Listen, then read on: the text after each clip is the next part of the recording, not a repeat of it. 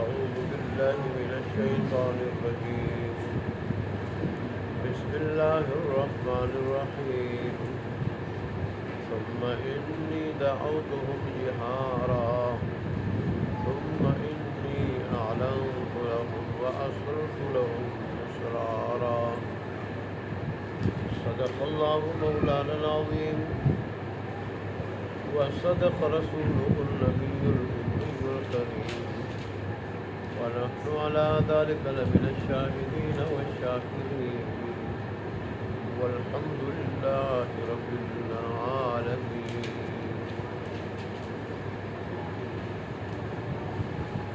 سورہ نوح کے دو رکوع ہیں. پہلے رکوع میں حضرت نوح علیہ السلام کی تبلیغی محنت اور تبلیغ کے 5 طریقوں کا ذکر ہے. تبلیغ کے 5 طریقوں کا ذکر ہے. یہ تبلیغ کے وہ 5 طریقے ہیں کہ ہر نبی نے انہی طریقوں کے ذریعے تبلیغ کی، اللہ کا پیغام قوم تک پہنچایا، اللہ تبارک و تعالیٰ کی توحید اور وحدانیت کا درس دیا انہی 5 طریقوں کے مطابق. یہاں تک کہ رسول اللہ صلی اللہ علیہ وسلم نے بھی انہی 5 طریقوں کے مطابق اللہ کا پیغام لوگوں تک پہنچایا اور تبلیغ کی. ان 5 طریقوں میں سے 3 طریقوں کا ذکر تو گزشتہ درس میں ہو چکا تھا اور 2 طریقے آج کے درس میں مذکور ہے. اور پھر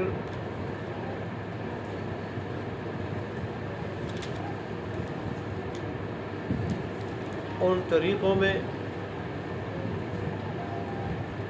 آپ نے جو باتیں کہی ان باتوں کا ذکر انشاءاللہ کل والے درس میں ہوگا کہ باتیں کیا کہی ان 5 طریقوں سے. تو پہلا طریقہ نوح علیہ السلام نے ذکر کیا وہ یہ کہ میں نے ان کو دعوت دی رات کو بھی اور دن کو.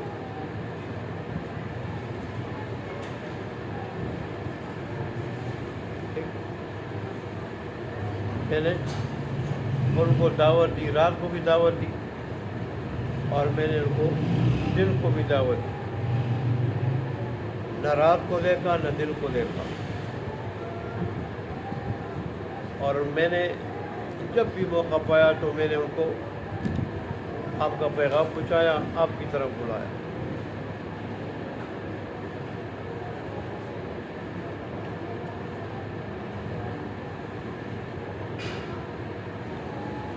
لیکن ان کو کوئی اثر نہیں ہوا،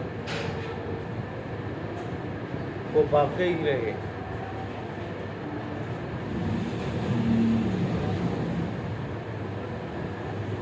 پھر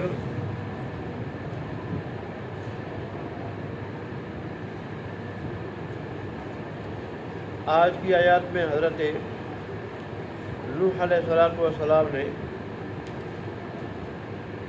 یہ ذکر کیا کہ میں نے ان کو بلایا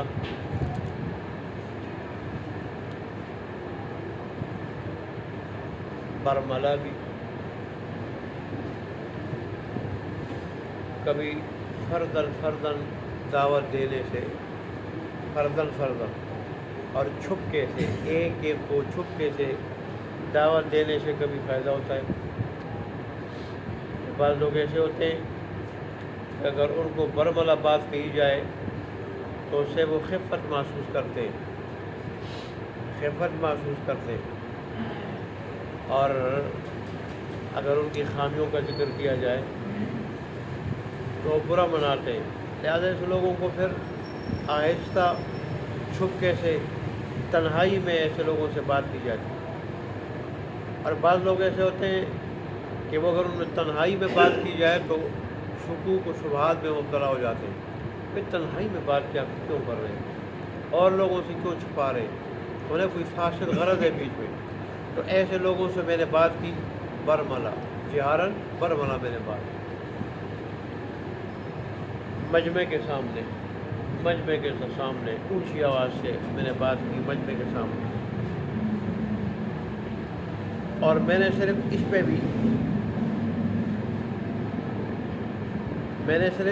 بھی اکتفا نہیں کیا، میں نے اعلانیہ بھی دعوت دی۔ جیسے بعض اوقات جو ہے نا کوئی اہم بات ہو تو اس کے لیے اعلان کیا جاتا ہے، اور بعض موقعوں پر یا بعض علاقوں میں رواج ہے کہ اس کے لیے وہ کچھ چیز جو ہے نا وہ کی جاتی ہے، وہ پیٹی جاتی ہے،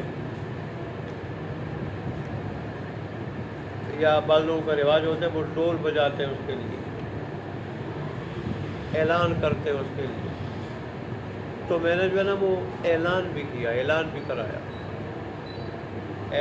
کرایا کہ میں نے بات کر لی، اعلان کرا کے بھی میں نے بات کی۔ کوئی طریقہ میں نے چھوڑا نہیں، فرحل میں نے تنہائی میں بھی بات کی، اور میں نے جو ہے نا اعلان کے ذریعے بھی بات کی، میں نے برملا بھی بات کی، میں نے دن کو بھی دعوت دی، اور میں نے رات کو بھی دعوت دی۔ کوئی طریقہ میں نے چھوڑا نہیں، سارے کے سارے طریقے میں نے آزمائے، لیکن وہ ٹس سے مس نہیں ہوئے۔ پولیس آیات میں تو آپ نے سن لیا تھا کہ جب میں انہیں دعوت دیتا ہوں تو کانوں میں انگلیاں رکھ دیتے ہیں، لیکن یہ ایک نبی کا ظرف ہوتا ہے اور اس کی برداشت ہوتی ہے۔ ہم کسی سے بات کریں وہ کان میں انگلیاں رکھے، ہمیں کتنا غصہ ہے پھر۔ ہم تو کہتے ہیں یار اس کی ایسی کی تیزی سے کون بات کرے گا، نہیں کرتے ایسے بات۔ نوح علیہ السلام تھے، وہ پھر بھی 950 برس تک بات کرتے رہے۔ ایسے لوگوں سے 950 برس کے نا زبان سے تو آسان ہے لیکن کرنا بڑا مشکل ہے، پھر بھی بات کرتے ہیں۔ ایسے لوگ تھے یا تو اپنے کپڑے سمیٹ لیتے تھے کہ آپ کی کوئی بات ہمیں جو ہے نا پڑھ پڑ جائے، اور یا یہ کہ کپڑے اوڑھ کے لیٹ جاتے تھے کہ ہم آپ کے بات سننے کے لیے تیار نہیں، دیکھنے کے لیے آپ تیار نہیں، ہم تمہیں دیکھنا بھی نہیں چاہتے۔ اس قدم گستاخ بدبخت لوگ تھے، لیکن پھر بھی آپ نے 950 برس ایسے لوگوں کو اس حال میں تبدیل۔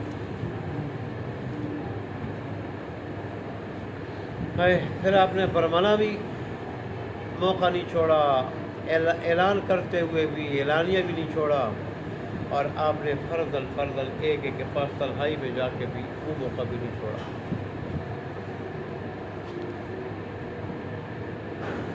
یہ انبیاء کا ظرف ہوتا ہے، انبیاء کی برداشت ہوتی ہے، اور ان کی ہمدردی ہوتی ہے، بے لوسی ہوتی ہے۔ اصل میں جو آدمی بے لوس ہوتا ہے اور اللہ کی رضا کے لیے کوئی کام کرنا چاہتا ہے، وہ پھر صرف اللہ کو دیکھتا ہے، لوگوں کو نہیں دیکھتا، حالات کو نہیں دیکھتا، لوگوں کے رویے کو نہیں دیکھتا، لوگوں کے سلوک کو نہیں دیکھتا، وہ پھر اللہ کی ذات کو دیکھتا ہے۔ اور اللہ کی ذات کے لیے جب کوئی محنت کرتا ہے، کام کرتا ہے، تو پھر اللہ اس کے غیبی طریقے بھی اس کے ذہن میں ڈال لیتا ہے، غیبی طریقے بھی، اور یہ کہ کب تک محنت کرنی ہے اور کتنی کرنی ہے، یہ سارے کے سارے طریقے اللہ جو ہے نا وہ ڈال لیتا ہے۔ اللہ اکبر۔ پھر نوح علیہ السلام نے جس بات کا ذکر کیا اور ان سے بات کہی، اس میں خاص کر اہم جو بات کہی، اس سے آج کل ہم غافل ہیں، حالانکہ وہ ایسی بات ہے، استغفار والی بات ہے۔ استغفار جو کرتا ہے اور کثرت سے کرتا ہے تو پھر اللہ موسلادھار بارشیں بھی برساتا ہے۔ اللہ مال نہیں اموال دیتا ہے، مختلف قسم کے مال دیتا ہے اللہ، مال کا بھی وعدہ نہیں، اموال، مال کی جمع اموال ہے، مختلف قسم کے مال اللہ دیتا ہے، نقد مال ہے، سونا مال ہے، چاندی مال ہے، جائیداد مال ہے، جانور مال ہے، باغات یہ مال ہے، اور اس طرح جو ہے نا فصلیں مال ہے، سبزیاں مال ہے، اناج مختلف قسم کا یہ مال ہے۔ مال کی بھی بہت قسمیں، اللہ نے مال نہیں اموال، مالوں کا وعدہ کیا ہے، جس کا تفصیلی ذکر انشاءاللہ اگلے درس میں ہوگا۔ لیکن جتنی اہم چیز ہے اتنے ہی ہم اس سے غافل ہیں۔ آج مسلمان نماز نہیں پڑھتا کہ سب سے اہم چیز نماز ہے، سب سے اہم چیز نماز۔ نماز کی فکر نہیں کرتا، پھر استغفار کی کیا فکر کرے؟ میں تو کہتا ہوں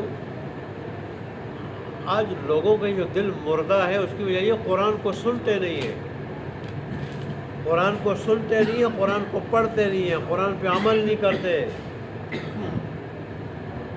رسول اللہ نے فرمایا کہ جیسے لوہے کو زنگ لگ جاتا ہے دلوں کو بھی زنگ لگ جاتا ہے۔ تو صحابہ نے پوچھا، انہوں نے کہا وما جلا ہوا یا رسول اللہ، پھر اس کی صفائی کیا ہے؟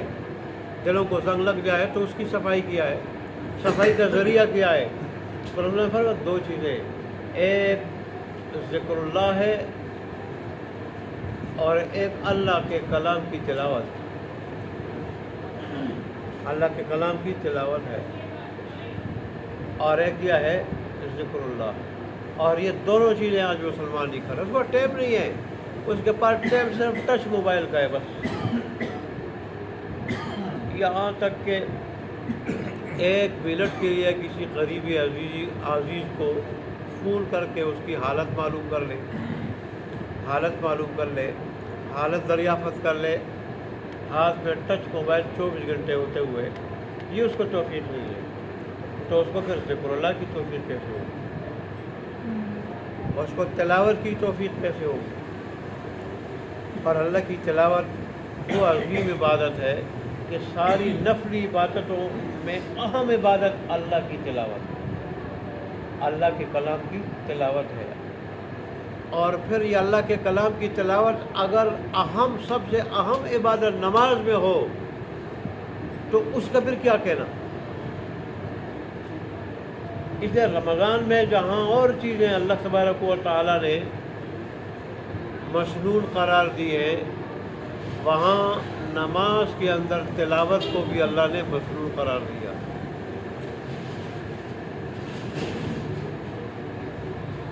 عبادت بنا دیا اللہ نے، عبادت بنا دیا، ڈپٹی لگا دی اس کی، حکم لیا اس کا اور چیزوں کا، روزے کا حکم لیا، روزے کا اللہ نے حکم لیا، اور روزے کے اندر پرہیز کا حکم لیا، یعنی روزے کے سارے آداب شرائط کا حکم لیا، وقت بھی بتا دیا، فرضوں کا اور تاکیدی حکم لیا، اجر بھی بڑھا دیا۔ وہاں اللہ نے اس روزے میں نفلی نماز میں تلاوت بھی اللہ تبارک و تعالیٰ نے تلاوت بھی مشروع کر دیا، تلاوت مشروع کر دیا اللہ تبارک و تعالیٰ نے، تلاوت کو عبادت قرار دیا، اس کے پڑھنے کا حکم دیا، جہاں نفل پڑھنے کا حکم دیا 20 رکعتیں، وہاں 20 رکعتوں میں قرآن پڑھنے کا بھی اللہ تبارک و تعالیٰ نے حکم دیا، اس کو بھی عبادت قرار دیا۔ سب سے اہم مہینے میں، افضل مہینے میں جو اللہ نے سب سے اہم عبادت بتائی دن کو، وہاں اللہ نے اہم عبادت بتائی رات کو، اور اس جمعات کے ساتھ پڑھو تلاوت اور نماز، تلاوت کرو وہ بھی کس میں؟ نماز میں، جمعات کے ساتھ۔ حالانکہ ویسے نفل عبادت جمعات کے ساتھ جو ہے نا اسی کی ممانعت ہے، نفلی عبادت تنہا ہے، اکیلے جمعات نہیں ہے نفل عبادت۔ لیکن یہ دیکھیں، یہ قرآن کی فضیلت ہے، قرآن کی تلاوت کی فضیلت ہے کہ اللہ نے اس سب سے افضل مہینے میں جہاں اس تلاوت کو اللہ تبارک و تعالیٰ نے عبادت قرار دیا، اس کا حکم دیا، وہاں اللہ نے نفل عبادت کی بھی اجازت دے دی، نفل عبادت کی جمعات کے ساتھ اجازت دے دی، نفل عبادت کی جمعات کے ساتھ اجازت دے دی اللہ تبارک و تعالیٰ کہ اب جمعات کے ساتھ یہ نفل عبادت وہ کر سکتے ہو، اور وہ بھی اللہ تبارک و تعالیٰ نے سنت موقدہ کے درجے میں، سنت کہ بلا عذر اگر محلے والے چھوڑ دے تو سارے کے سارے محلے والے گناہگار ہوں گے، ایسی عبادت قرار دی اللہ تبارک و تعالیٰ۔ تراویح بھی سنت موقدہ اور اس کے اندر قرآن پڑھنا بھی سنت موقدہ۔ اسے اندازہ لگا لے کہ اللہ تبارک و تعالیٰ کو ساری کی ساری نفل باتوں میں قرآن سب سے افضل ہے اللہ کے نزدیک، اس لیے تو دیکھ کے جو پڑھتا ہے تو اس کو 2000 نیکیاں ملتی ہیں ایک حرف پہ۔ الف لام میم 6000 نیکیاں ہوں۔ الف الگ ہے تو میں فرمایا میں نہیں کہتا کہ الف لام میم ایک حرف ہے، الف لام میم ایک حرف نہیں، فرمایا 3 حرف ہے، الف الگ، لام الگ، میم الگ۔ اس پہ زبانی پڑھے تو ایک پہ 10 نیکیاں، تینوں پہ 30 نیکیاں، دیکھ کے پڑھے تو ایک پہ 2000 نیکیاں، اور 3 کے 3 پہ الف لام میم 3 پہ 6000 نیکیاں۔ دیکھنا بھی عبادت، اس کو ہاتھ لگانا بھی کیا ہے؟ عبادت۔ آج ہم ہاتھ بھی نہیں لگاتے، اصل میں اہمیت نہیں ہے نا۔ آج ہمیں اہمیت ہمارے دلوں میں پیسے کی رہ گئی ہے، پیسے کی۔ پیسے دنیا جو گند ہے اللہ کے نزدیک، گند ہے، گندگی ہے، مردار ہے۔ اللہ نے جب سے دنیا کو بنایا آج تک اللہ نے ایک مرتبہ بھی محبت کی نگاہ سے نہیں دیکھا۔ اس قدر اللہ کے نزدیک ببغوض ہے، مچھر کے پر کے برابر وقت ہوتی کافر کو ایک بوند پانی کا نہ دیتا۔ حالانکہ اللہ اپنے پیاروں کو تو روح کی سوکھی دیتا ہے اور کافروں کو خوب دیتا ہے، کی وجہ سے کوئی وقت نہیں ہے، اس کی اہمیت تو ہے، لیکن اللہ کے کلام کی اہمیت نہیں ہے۔ اس کو دیکھنا بھی عبادت، اس کو ٹٹولنا بھی، یوں ہاتھ لگانا بھی عبادت۔ اس لیے دیکھ کے پڑھنا، اور پھر دیکھ کے پڑھنے میں غلطیاں بھی جو ہے نا، غلطیوں کا امکان بھی بہت کم ہوتا ہے، بلکہ اگر یوں کہ نہ ہونے کے برابر ہے تو یہ بھی بجائے۔ اسے اگر کہیں پڑھتے ہوئے غلطی ہو جاتی ہے، دیکھ کے انسان بھی اس کو ٹھیک کر لیتا ہے، بشرطے کہ پہلے سے تجوید سے پڑھنا کیا ہو، سیکھا تو ہو تجوید سے۔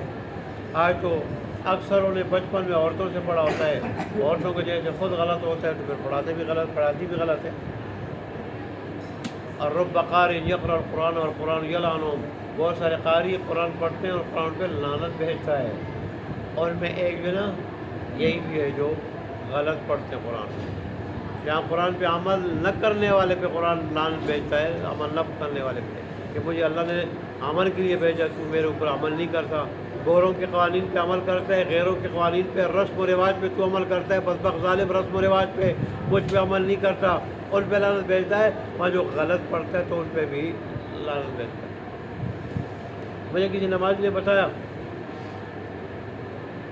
کہ ہمارے گھر قاری صاحب آتے ہیں، انہوں نے ہمیں واقعہ بتایا تھا کہ ایک آدمی حج کے لیے گیا تو ادھر قرآن پڑھ رہا تھا، تو سب پاس عربی پہ بیٹھا ہوا تھا، وہ رو رہا تھا، تو اس نے یہ سمجھا کہ شاید میں قرآن بڑا اچھا پڑھ رہا ہوں، یہ میرے قرآن سے متاثر ہو رہا ہے، قرآن سے کوئی میں سودیش کی طرح کس کی طرح پڑھ رہا ہوں کہ متاثر ہو رہا ہے۔ تو اس سے پوچھا آپ کیوں رو رہے ہیں؟ تو اس نے کہا میں اس لیے رو رہا ہوں کہ یوسف علیہ السلام کے بھائیوں نے اتنے ظلم نہیں کیا تھا جتنا آپ نے قرآن پہ ظلم کیا، جتنا قرآن پہ ظلم۔ میں نے کہا وہ کیسے کہ تم غلط پڑھ رہے ہو، قرآن غلط پڑھ رہے ہو۔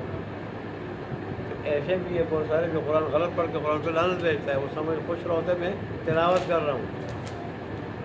یہ جو علماء نے محنت کی اور آج گلی گلی مدرسہ ہے، اس کی وجہ یہی تھی کہ قرآن غلط کوئی نہ پڑھے، کہ قرآن غلط۔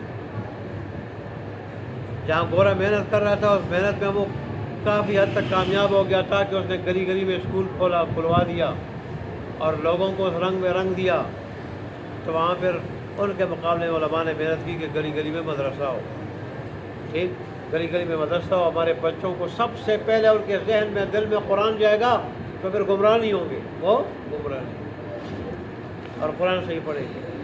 تو یہ بھی اپنی مشن میں کافی حد تک کامیاب ہو گیا، گلی گلی میں کیا ہے مدرسہ، اور جو بھی قاریوں کے پاس بچے آتے ہیں پڑھنے کے لیے صحیح قرآن پڑھتے ہیں، صحیح پڑھتے ہیں، ان کو دعائیں بھی یاد ہوتی ہیں، نماز بھی یاد ہوتی ہے، ان کو جنازہ بھی یاد ہوتا ہے ان کو۔ اللہ اکبر۔ تو بہرحال یہ 5 طریقے تھے تبلیغ کے، 2 گزشتہ درس میں، 2 اور 3 آج والے درس میں، ٹھیک ہے، ان کا ذکر تھا۔ اور قیامت تک آنے والا جو بھی مبلغ ان طریقوں کے مطابق موقع محل دیکھ کے اللہ کی طرف بلائے گا تو ظاہر ہے اس تبلیغ میں اثر ہوگا انشاءاللہ اس تبلیغ میں۔ باقی ہدایت تو اللہ کے ہاتھ میں، جیسے اللہ کے نبی ہو کے 9.5 سال برس تبلیغ کی اور 70 آدمی مسلمان ہوئے، 70 آدمی، تو وہ تو ہے، لیکن باقی اگر اللہ نے جس کے لیے مقدر میں رکھا تو اس پہ اثر ہوگا اس طریقے سے اگر تبلیغ ہوگی۔ دیکھیں جی آج تو 2 ہی آئے تھے، ثم انی دعوتہم جہارا، پھر میں نے ان کو دعوت دی برملا، جہارا برملا زور سے، ثم انی اعلنت لہم، اور پھر میں نے ان کو اعلانیہ دعوت دی، لفظی معنی پھر میں نے ان کے واسطے اعلان بھی کیا، ٹھیک، وَأَسْرَرْتُ لَهُمْ إِسْرَارًا، اور میں نے جو ہے نا چھپکے سے بھی ان کو دعوت دی، چھپکے سے بھی ان کو دعوت دی، چھپا کر، فردن۔ اللہ تبارک و تعالی ہمیں بھی اس طریقے سے تبلیغ کرنے کی توفیق عطا فرمائے۔